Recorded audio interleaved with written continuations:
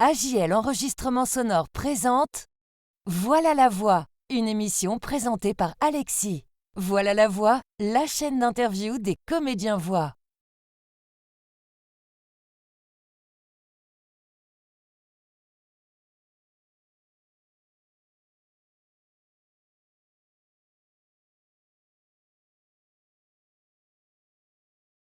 Bonjour et bienvenue dans Voilà la voix. Aujourd'hui, vous allez découvrir un tout nouveau format spécial créateur et réseau. L'idée est de recevoir des voix qui créent, qui performent et qui émergent sur les réseaux, où on va donner la parole à toutes les personnes qui sont très actives dans le domaine de la voix. Aujourd'hui, comme première invitée de ce nouveau format, je reçois Elena. Elle est créatrice de contenu. Elle est suivie par plus de 90 000 abonnés sur TikTok. À travers ses vidéos de doublage et de voix, elle s'est fait remarquer par son énergie et sa créativité. On va parler de tout ça. Dans cet épisode, elle va nous raconter son parcours, comment la voix est devenue un véritable terrain de jeu pour elle. Salut Elena, comment vas-tu? Salut, comment ça va toi de ton côté? Moi ça va super bien. Ça va très très bien. Je suis ravi de t'avoir aujourd'hui dans ce Moi nouveau format. T'es aussi. la première invitée, donc c'est trop Mais cool. c'est un grand plaisir. Je suis super contente d'avoir reçu ton message qui m'invite sur ce nouveau format. Franchement, je suis super contente de pouvoir expliquer un peu ma démarche, pourquoi je suis arrivée sur TikTok un peu de nulle part. Donc c'est un grand plaisir. Et puis ça s'est fait de manière très fluide. Je t'ai envoyé un message, tu m'as répondu, on a calé une date, et voilà. Donc, Et c'est voilà, magnifique. très simple et efficace. Ouais, c'est franchement avec les comédiens voix, c'est vrai qu'ils ont un planning assez chargé, donc parfois on attend le mois prochain ou dans 2, 3 semaines avant de faire ça. Ouais, Là, ça a été très très vite, donc franchement, c'est ouais. trop cool. Je te remercie encore d'avoir accepté Avec l'invitation. plaisir. On va Et parler de merci à tout toi de ça. m'avoir invitée. Eh ben, avec grand plaisir, on va parler. Vraiment de tout ce que tu fais. On va parler de ton enfance et de cette fibre artistique que tu as depuis toute petite finalement, parce que tu crées, tu écris, tu joues, tu incarnes depuis que tu es petite. Donc parle-nous de ton rapport à l'artistique quand tu étais enfant, puis adolescente. Et à quel moment tu as compris que cette envie d'inventer et de jouer faisait vraiment partie de toi, Elena? Alors, moi, c'est vrai que j'ai toujours eu une fibre très artistique. Alors mon père aussi, il m'a un peu fait grandir dans ce milieu-là. Mon père, il est musicien, il a un groupe et cetera. Donc, de ce fait-là, j'ai très vite touché un peu à ce milieu-là et donc, déjà étant, très petite, j'aimais, jouer la comédie. Je prenais la caméra de mes parents, je me filmais en train de faire des scénarios, en train de jouer l'actrice. Puis après, j'aimais bien un peu ce côté où il fallait monter les vidéos, je montais à l'époque sur Movie Maker, c'était le logiciel de montage, voilà, par excellence à l'époque. Et puis voilà, j'aimais chanter, j'aimais créer des histoires. Enfin, je chantais, donc j'écrivais aussi mes propres musiques, au grand malheur de mon frère qui m'écoutait chanter. Et donc, ouais, j'ai toujours baigné dans ce milieu-là. Et en grandissant, quand j'ai dû justement choisir dans où je devais me diriger après le bac, ça a été très naturel pour moi d'aller dans un secteur plus dans la communication, qui touche un peu au domaine visuel, créatif. Donc, je me suis dirigée sur ce parcours-là. Et par la suite, j'ai fait toutes mes études dans ce milieu-là, dans la communication, la direction artistique. Et puis voilà, donc c'est comme ça que je me suis retrouvée un peu baignée dans cet univers, bien que j'y trempe depuis un petit moment, depuis mon enfance. Ah, t'as touché à tout en plus, du chant, du montage. Alors, Ouais. le montage, pas beaucoup apprécie de le faire. Toi, après, j'imagine que sur TikTok, ça prend une bonne partie de temps, le montage. Bah, c'est ça et puis j'essaye de faire des vidéos un peu plus élaborées où on enlève le fond. Bon, alors maintenant avec, toutes les nouvelles technologies, l'intelligence artificielle et cetera, c'est plus simple. Mais après c'est vrai que moi j'ai été formée sur des vrais logiciels de montage, des Premiere Pro et compagnie. Donc, c'est sûr que ça prend du temps, ça prend énormément de temps. Mais bon, comme j'ai appris, pendant mes études à gérer, tous ces logiciels-là, c'est plutôt bien pour moi de pouvoir les utiliser même pour TikTok, quoi. T'as fait quoi comme étude? Moi, j'ai commencé par une licence information et communication, et puis après, j'ai fait un master en communication événementielle, et après, j'ai décidé de m'orienter plus dans l'artistique, parce que finalement, c'est ce que je préférais faire. Et donc, j'ai fait un deuxième master en direction artistique à Paris. Ok. Voilà. Et quel métier tu fais aujourd'hui là? Alors, moi, je fais chargée de communication. Je peux faire plein de choses, en fait. Je peux être directeur artistique, je peux être chargée de com, je peux travailler dans la relation presse, les relations publiques aussi. À l'heure actuelle, donc, je reviens tout juste d'un an en Australie. Je suis partie pendant un an pour justement apprendre l'anglais. Donc, je suis revenue il y a quelques semaines. Donc là, je fais une petite pause et puis après, bah, il va falloir. Je me concentre un peu sur la création de contenu ces derniers temps. Mais après, voilà, il va falloir retrouver un peu ma voie initiale, donc vers la communication, direction artistique. Ça marche bien l'anglais en Australie comme quand on part un an comme ça? Ça marche plutôt bien, ouais, ça Ouais. marche plutôt bien. Moi, j'ai travaillé en vente en plus là-bas, donc rien à voir avec mon milieu. Je parlais déjà un peu bien anglais, mais pour moi, c'est ultra important d'apprendre les langues de nos jours, surtout l'anglais. Donc, je me suis dit, allez, il faut que je parte. C'est vrai que dans mon travail que je faisais avant, c'était nécessaire de parler anglais parce que je rédigeais beaucoup en anglais. Et donc, je me suis dit, il faut vraiment que je parte pour améliorer la langue. Donc, c'est comme ça que je me suis dit, bon, bah, c'est parti, je pars un an.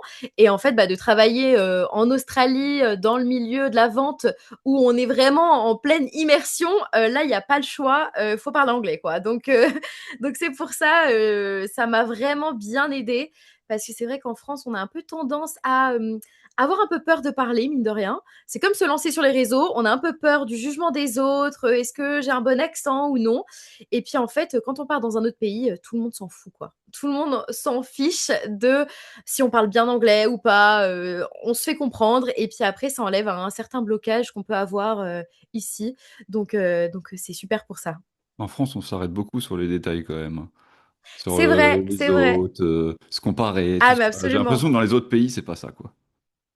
Ah ben la mentalité australienne est vraiment différente. C'est vrai que c'est une mentalité qui est, les gens sont très ouverts d'esprit, ils sont très dans la bienveillance, ils sont très bien ils sont, ouais, bienveillants, quoi.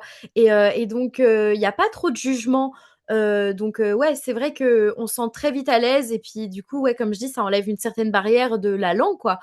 Quand on a peur de parler anglais, on se dit: «Oh non, on va me juger» et puis en fait, on se rend compte que tout le monde s'en fiche et Mm. que c'est un peu ici où on a un peu peur de parler, mais bon, on s'y fait. T'es dans ce milieu-là, en fait, finalement, la direction artistique, tout ça, Ouais, c'est dans le domaine de la voix, on connaît bien.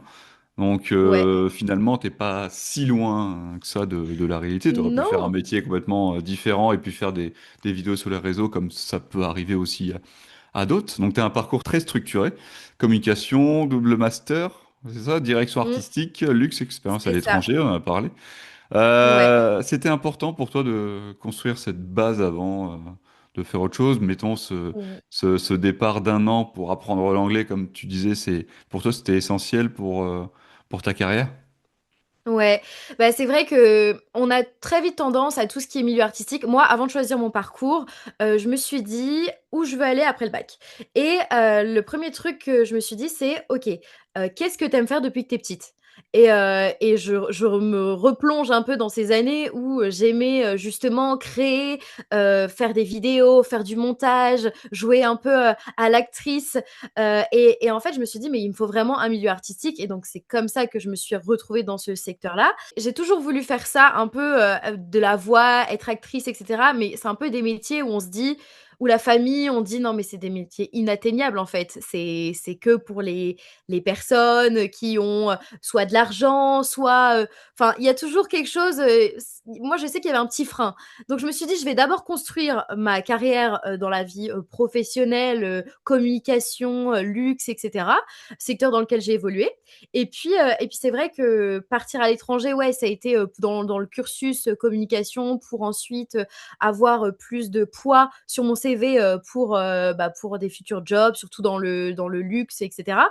Mais il y a toujours eu ce petit côté de moi qui me disait: «Ah ouais, mais si je pouvais tenter des castings, faire ci, tenter ça». Et puis maintenant que c'est vrai que maintenant que j'ai eu bon, bah, j'ai mon background comme on dit, du côté professionnel, bien ancré, quoi. Donc c'est vrai que maintenant je me dis: «Bah, pourquoi pas essayer de tenter d'autres choses?» D'où pourquoi je me suis un peu lancée, sur TikTok en espérant, avoir, la visibilité escomptée. Donc Hmm. voilà. Mais bon, on va en parler de tout ça justement. Tu as eu la Ouais, voix comme révélation, parce que pendant tes études artistiques, tu as commencé à doubler des pubs et des personnages pour des projets ouais. scolaires. Euh, Est-ce que tu t'es lancé là-dedans de manière naturelle? Qu'est-ce qui s'est passé à ce moment-là pour que tu te dises, bon, ok, la voix, c'est un vrai moyen d'expression pour moi, j'y vais à fond, quoi. Bah, en fait, ça a commencé vraiment ouais, pendant mes études. En fait, dans la communication, on est mené beaucoup à toucher au montage vidéo, avoir des projets avec des marques. Et en fait, à ce moment-là, moi, j'adorais toucher à la vidéo, en fait. Donc, je me suis dit, OK, si je doublais, si je savais déjà que je savais modifier ma voix, j'aimais faire des accents, faire des blagues, jouer des personnages. Donc, je me suis dit, ah, pourquoi pas, dans le projet, modifier ma voix, faire jouer des personnages. Et en fait, je doublais du coup des publicités pour mes projets de cours, tout simplement.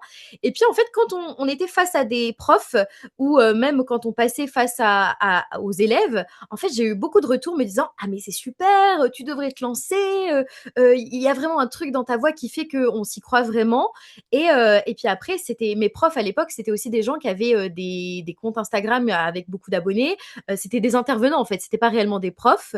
Et ces intervenants-là, ils avaient des agences de com, ils ont travaillé pour des grosses boîtes de publicité aussi. Et donc avoir ce retour-là de personnes qui sont un peu, enfin qui sont dans le métier et qui me disent ah bah ta voix elle collerait super, c'est super ce que tu fais. Bah c'est vrai que ça m'a donné envie de poster une vidéo comme ça par pur hasard sur TikTok. Et puis j'avais aussi ma famille et mes amis qui me soutenaient, donc je me suis dit ok bon bah c'est parti, j'en poste une. Et en fait, à la grande surprise générale, cette vidéo a fait quand même maintenant plusieurs millions de vues Hmm. et pas mal de j'aime. Donc, j'ai été vraiment surprise. Et puis, j'ai La décidé toute ouais, de me première. lancer. Ouais, la toute première, C'est franchement, à fou. l'heure actuelle, je crois qu'elle a 170 000 j'aime, quelque chose comme ça. Et elle a Incroyable. vraiment, et elle a ouais, 2 millions et quelques de vues, quoi. Donc, Hmm. franchement, j'étais, mais waouh! Et Ouais, puis, j'ai posté après. ouais, comment tu l'as vécu, ce succès? Ah bah, moi j'étais contente, je me suis dit: «Oh bah, c'est super, j'adore», c'est après j'avais pas trop cette frayeur des réseaux parce que c'est vrai que ça peut faire peur aussi. Qu'est-ce que les gens vont penser? Qu'est-ce qu'on va dire de moi? Quelle image je vais avoir? Hmm. Non, moi en fait, de base, je l'ai vraiment fait pour le fun. Je l'ai vraiment fait juste pour m'amuser. Il y avait aucun intérêt derrière pour moi, de poster sur les réseaux. J'ai vu que ça avait marché, j'ai continué à en poster 2, 3, puis 4. Et puis les 3, 4 ont aussi très, très bien marché. Ça a fait aussi plusieurs millions de vues. Mais je me suis dit: «Mais waouh, c'est pas possible» et je crois qu'en 5, 6 mois, j'avais pris 80 000 abonnés sur TikTok. Donc C'est c'était dingue, énorme, hein. hein. C'est dingue, hein. C'était Il y en a qui énorme. font des vidéos quasiment tous les jours pendant un an et Ah demi, ouais. et ça bouge pas. Toi, tu en fais une, Ouais, ça y c'est est, vrai. plusieurs millions de vues, c'est juste incroyable. En plus, il Mais y en a beaucoup c'était hein, qui font du affolant. doublage. J'en fais de temps en temps, moi, des doublages sur bande rythmo. C'est là où j'ai le moins de vues, quoi. Donc, Ah franchement, ouais? en plus, toi, ce qui paraît chouette, c'est qu'en plus, toi, tu l'as fait pour le fun et ça a fonctionné. Ah Donc, oui, comme quoi, en fait, il faut complètement. se lâcher. Parce que je pense que Ah des mais c'est ça, fois, hein. peut-être que les gens se brident un peu, font des choses un peu stéréotypées. Toi, en fait, tu t'es lâché et puis bah ça a pris quoi. Ouais, bah, c'est vrai que moi j'avais aussi un peu peur, pour être tout à fait honnête, j'avais un peu peur de me dire: «Oh non mais les gens de mon entourage», pas tant que ça les gens qui me suivent en ligne, parce que je me dis: «Il y a quand même la barrière du digital», mais je me suis dit: «Les gens de mon entourage qui me connaissent, qu'est-ce qu'ils vont penser?» Ils vont se dire: «Mais elle est complètement, folle, c'est quoi cette nouvelle activité?» J'avais un peu peur du jugement des autres et puis après en fait, j'ai vu que ça a marché, j'ai vu que ça plaisait aussi aux gens, mine de rien. J'ai vu que les gens étaient vraiment à fond. Ils étaient très surpris aussi, donc je me suis dit, et puis au final, j'ai eu beaucoup de retours positifs, hein. Je me suis vraiment concentrée que sur le positif et puis ouais, j'étais vraiment surprise que ça marche autant, hein, pour être honnête. Surtout que c'était Ouais, pas mon métier de base, hein. ouais, c'est ça. Alors, quand je parlais de succès soudain, comment tu as vécu aussi le fait d'avoir ce qui peut arriver, des mauvais commentaires ou voilà des gens qui vont te dire ouais cette voix-là c'est pas terrible ce que tu fais. Parce que voilà, ça fait plaisir d'entendre des belles choses, j'imagine très bien. Mais comment tu as vécu, en plus, tu parlais de doutes et de regards des Ouais. autres sur toi, comment tu vis les critiques qu'il peut y avoir et comment tu fais pour avancer malgré ça et continuer? Bah, alors moi, c'est vrai que j'ai toujours eu un certain détachement des critiques non constructives. C'est-à-dire que, par exemple, très récemment, sur une de mes dernières vidéos, on me disait: «Oui, tu parles beaucoup avec le nez et cetera et on l'entend» et c'est complètement vrai. Je parle, ouais, le son ressort des fois dans le nez et je l'entends aussi dans mes vidéos et ça me dérange. Mais j'ai trouvé ce commentaire plutôt constructif, en fait. Je me suis dit: «Bon, bah, au moins quelqu'un remarque, mais essaye de me faire évoluer».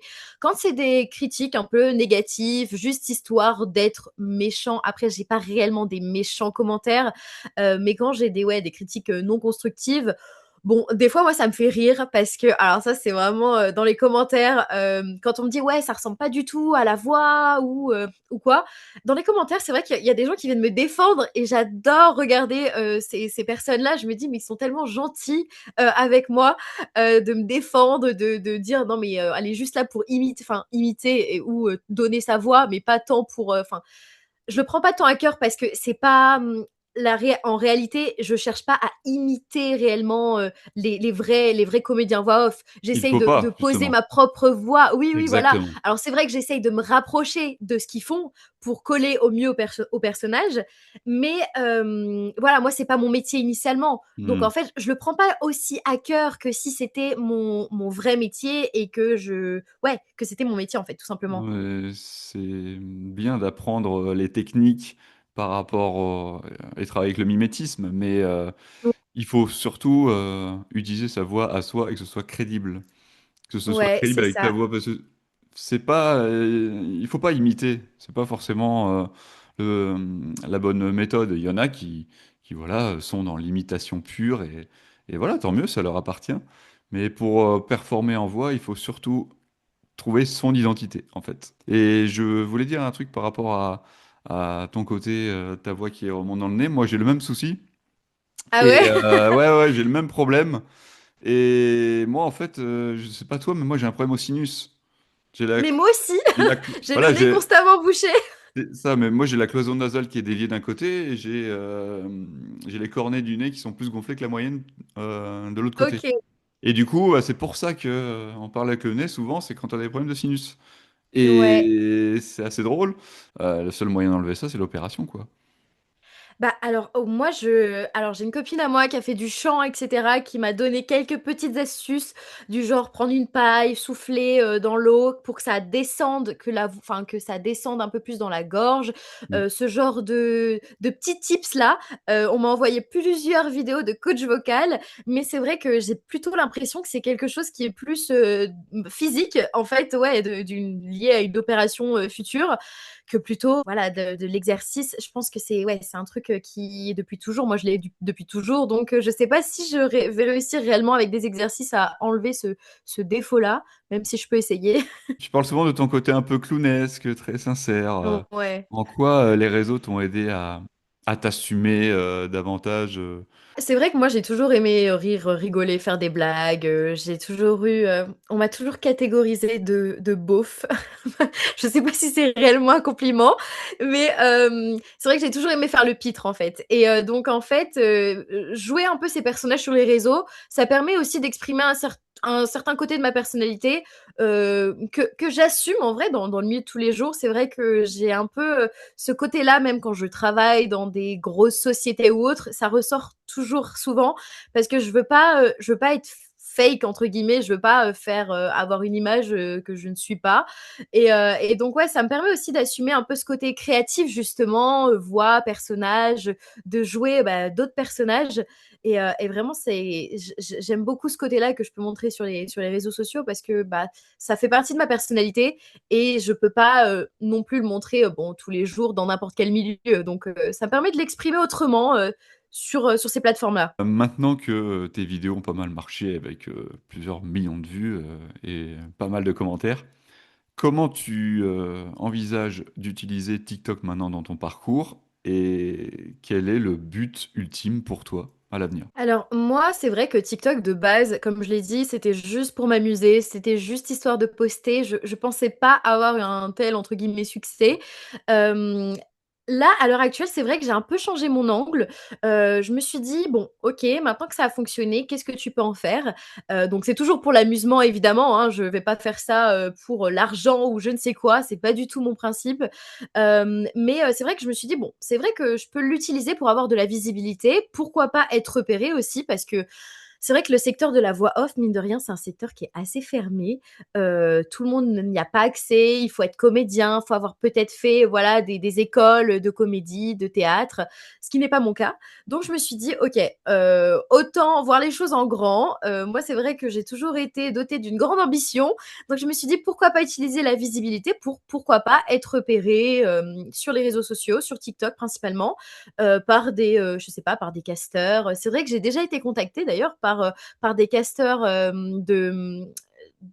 d'émissions télé, du genre Incroyable Talent, ce genre de choses-là. Ok. Ouais, mais bon, après, ça m'intéressait pas trop de faire des émissions un peu du style télé-réalité. J'ai été plusieurs fois contactée pour ça.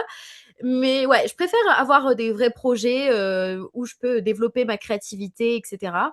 Donc voilà, je me suis dit me servir de TikTok comme tremplin, c'est mon nouvel objectif. Et là, je suis en train de ouais, me lancer justement en freelance. Moi, j'ai un côté communication, du coup, qui est ma casquette principale. Ouais. Mais je me suis dit, en fait, la communication, mine de rien, comme on l'a dit tout à l'heure, c'est très lié à la voix off, en fait, à ce secteur-là, à la créativité. Et donc, je suis en train de me lancer un peu en freelance, justement, en tant que communicante et voix off. Donc voilà, je suis un peu en train de travailler tout ça en ce moment. Et donc, ouais, donc TikTok pour la visibilité et pourquoi pas, c'est vrai que la voix off, c'est un secteur, qui je pense si ça fonctionne autant, c'est qu'on n'en entend pas autant parler que d'autres choses, qu'on peut voir passer sur les réseaux sociaux et c'est vrai que la voix off, je pense que les gens, ça les intéresse, en fait. Ça les intéresse de voir, ce qui se passe, bah, derrière le micro et en vrai, je me dis, il y a vraiment un truc à toucher, même avec les marques, parce que c'est vrai que de nos jours, on voit beaucoup de partenariats, de pubs sponsorisées par des marques, mais c'est souvent le même genre de contenu, je trouve. C'est souvent des influenceurs, bon, un peu, voilà, connus, qui font du lifestyle, voilà, qui Mm. racontent un peu des story time, etc. Et moi, moi-même, je suis friand de ce genre de contenu que je regarde, mais je me suis dit, pourquoi pas aussi développer euh, des partenariats en faisant de la voix off. Donc là, je suis un peu en train de travailler là-dessus en ce moment, sur comment, quel positionnement avoir sur les réseaux sociaux pour pouvoir travailler, pourquoi pas avec des marques, tout en gardant mon contenu d'origine qui est bah, la voix off. Et voilà. Mais tu as envie d'explorer aussi l'acting, le modeling. Ouais. Euh, Est-ce qu'en parallèle, tu songes aussi à des formations, que ce soit dans la voix, que ce soit l'acting T'es basé où, toi? Alors, moi, je suis dans le centre de la France, perdue au milieu de nulle part. Mais c'est vrai que dernièrement, J'en enfin. viens aussi du centre, donc Mais non, oui, ben, je tu suis de viens Tours. d'où? Mais non, je suis de Bourges. Tu vois, voilà. Donc Ouais, on alors est c'est pas vrai, loin. Bourges, contrairement à Tours, c'est vraiment perdu nulle part. Oui, c'est vraiment Et perdu là, je pour suis le pas coup. chauvin, mais presque. Non, moi, c'est vrai que je travaillais à Paris dernièrement, donc c'est vrai Ouais. que, idéalement, retourner à Paris, c'est une option. Après, moi, c'est vrai qu'en ce moment, je suis aussi en train de développer un peu ce côté digital nomade, essayer de pouvoir vivre un peu là où je veux, ça serait, topissime, surtout Hmm. depuis mon expérience en Australie. Donc là, je suis en train un peu de voir tout ça, mais ouais, je vais essayer de pouvoir faire ça en tout cas, hein. Bah, t'es pas loin de Lyon aussi, finalement, si t'es à Bourges. À Lyon, Ouais, il y a une ouais, c'est vrai. bonne école de voix. Bah, c'est l'école de la voix, c'est Vox Populi, c'est la référence Ouais, pour beaucoup de voix. Il y a des comédiens hyper connus là-bas, donc ça peut être aussi mais pourquoi pas, hein? parallèlement une bonne chose pour toi, ouais. Ouais, Mm. beh, c'est vrai que développer, ce parce que bon, comme je suis pas comédienne initialement, j'ai bah, tu as parlé aussi du modeling, on m'a aussi Ouais. contactée pour être aussi modèle photo. Bon, alors là, j'ai toutes les casquettes possibles. Je suis un peu en mode: «Bon, il va falloir en choisir une». Bon après, c'est très bien que je puisse un peu me diversifier, hein. Moi, j'adore justement pouvoir faire plein de choses. Mais du coup, c'est vrai que là, pourquoi pas tenter une école de voix off dans la comédie? Parce que bon, il y a encore quand même j'ai certaines lacunes aussi sur certaines choses, hein, évidemment, comme je suis, toute nouvelle dans le secteur. Donc ouais, ça serait plutôt intéressant de faire, faire ce genre d'école-là, en tout cas. Bah, tu y es depuis pas longtemps, ouais. Faut le temps que ça prenne aussi, ça prend des années. Ouais, Ouais. c'est ça. C'est bien aussi de Ouais, découvrir un peu tout comme ça. C'est vrai que au début, ça peut paraître chronophage et ça prend beaucoup de c'est temps. vrai. Mais au final, c'est comme ça aussi que tu apprends à te connaître et à savoir ce que tu veux, de faire plein de choses aussi. Ouais. Puis la Ce qui te difficulté, permettra je après de trouve. cibler, c'était encore jeune, tout ça. Donc, c'est bien d'avoir cette énergie-là. Puis après, tu te spécialiseras dans quelque chose et tu t'y mettras à fond. Ouais. Ouais. Bah, et ouais, et puis la difficulté aussi, sur TikTok, mine de rien, c'est que, les vidéos, ça prend pas mal de temps à faire. Ouais. C'est pas juste une vidéo où je me filme en 10 minutes, et c'est fini, non. Il y a vraiment moi, je suis en plus très perfectionniste, donc j'aime bien avoir, vraiment la voix que je veux et puis après je passe la voix sous un logiciel de montage pour essayer de compresser, que ça ressorte au mieux pour, TikTok. Donc, après je fais le montage et cetera. Donc ça prend, mine de rien, pas mal de temps. Il y a des vidéos qui sont un peu plus simples à filmer, comme je me présente, comment j'ai appris à faire ça, etc. Mais des vidéos plus centrées voix, c'est vrai que c'est plus dur à filmer. Et il y a aussi ce côté d'innover, parce que mine de rien, bon, les voix, j'en fais plusieurs. Je sais aussi, bah, principalement, je fais aussi beaucoup d'intonations différentes, mais au bout d'un moment, on recycle, quoi. Donc il va falloir que je trouve un autre moyen justement de m'émanciper un peu sur mon contenu sur TikTok, et trouver, bah, peut-être, de nouveaux formats, justement, sur mon compte. Bon, bah, tu débordes d'énergie en tout cas. Ça, c'est très cool. Ah merci. Ouais.